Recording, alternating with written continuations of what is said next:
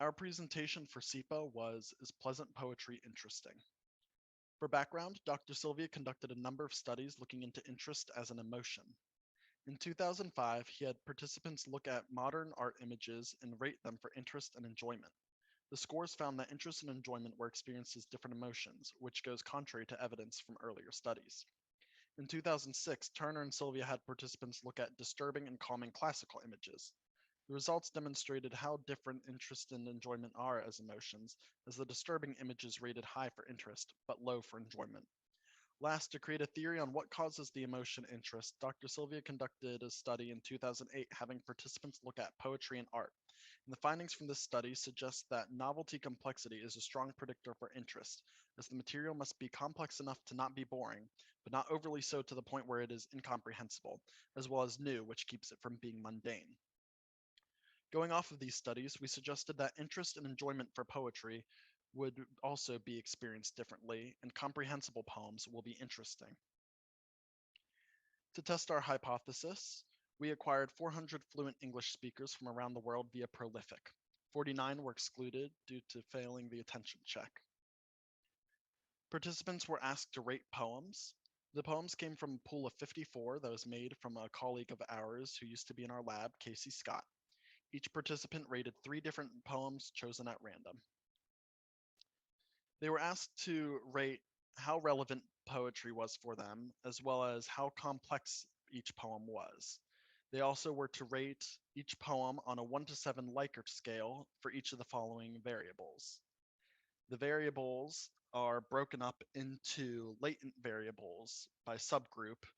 Each subgroup is the top one at the list, so our latent variables are likingness, comprehensibility, pleasantness, and scene.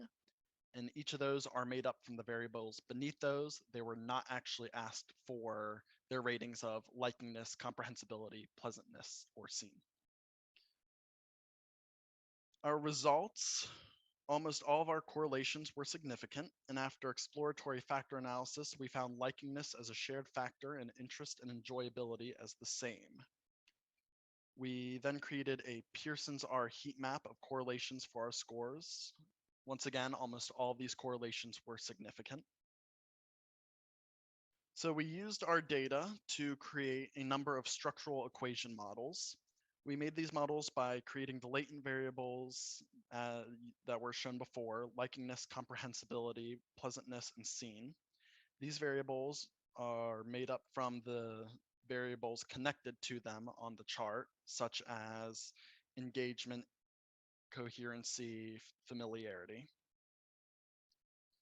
We made a number of structural equation models, but this one was the best fit, routing complexity through scene, which would match with Dr. Silvia's novelty complexity, and then routing that through likingness. To conclude, some of our findings with Dr. Silvia were congruent, namely that appraisals of novelty complexity gave rise to interest. However, our findings differ from Dr. Silvia's in that we found enjoyment and interest to be highly correlated, implying that interest and enjoyment are experienced the same within poetry. One reason for this difference may be that there is a difference in semantic processing involved in poetry or written media in general that is not as profound in visual art, such as themes and subtext. Thank you very much for your time.